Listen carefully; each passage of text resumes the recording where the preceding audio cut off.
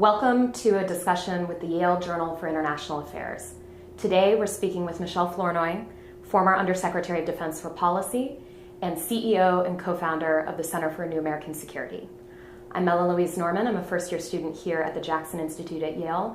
Thank you so much for sitting down with us, Ms. Flournoy. It's a real pleasure. My pleasure. You are well known for publishing a piece in the lead-up to the 2008 election titled The Inheritance and the Way Forward, advising the next president of the United States on what he or she should tackle in terms of reorienting national security policy. As you look to the 2016 election, what's at the top of your list? A lot of what we see today, I think, is going to continue over really for a generation. And so whether it's dealing with ISIS and terrorist groups from the Middle East to Africa and so forth, whether it's dealing with a more aggressive Russia that's trying to reassert its power, create a sphere of influence on its borders, whether it's dealing with the rise of China and the changes of the balance of power in Asia. I think those are the things that we're seeing today are going to continue and continue to become even more dominant in the security environment over the next decade. I'm interested to hear from you what the new issues are that you're thinking of, what you consider the frontiers of national security policy at this point in time.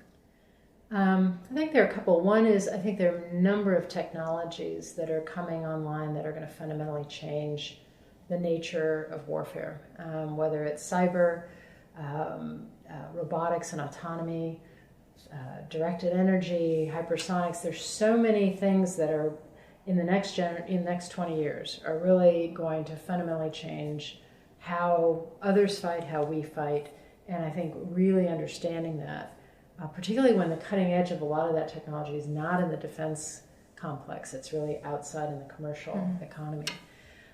Secondly, I think with social media, with the internet, with the level of connectivity we have, the pace of things and the pace of decision making that's required is so substantial and so much greater than in the past.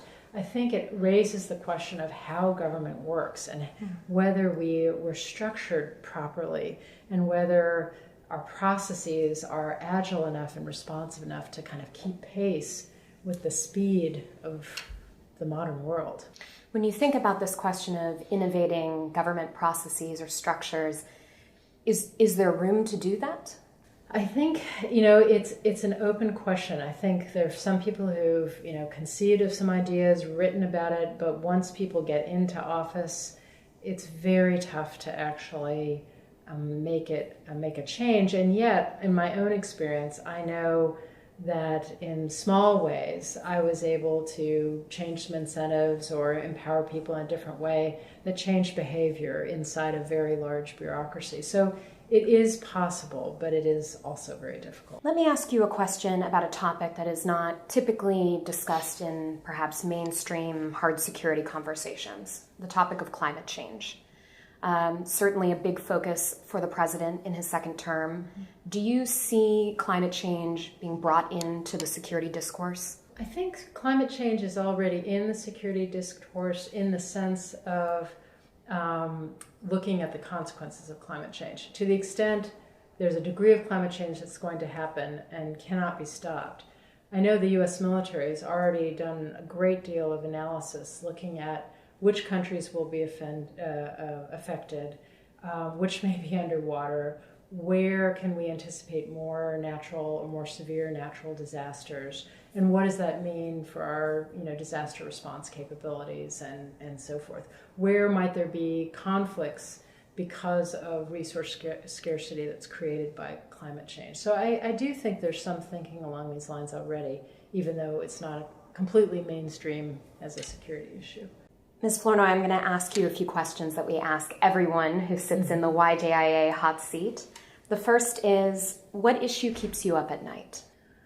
Other than my kids. I still worry about catastrophic terrorism. I still worry that, as developments like, the Pakistani deploying battlefield weapons in insecure areas occurs, or, bits of weapons usable material that we never managed to finish policing up before our cooperation with Russia ended. I mean, I worry about the intersection of some terrorist group getting a hold of something that is truly a weapon of mass destruction and finding a way to use it in a Western capital. I do worry about that.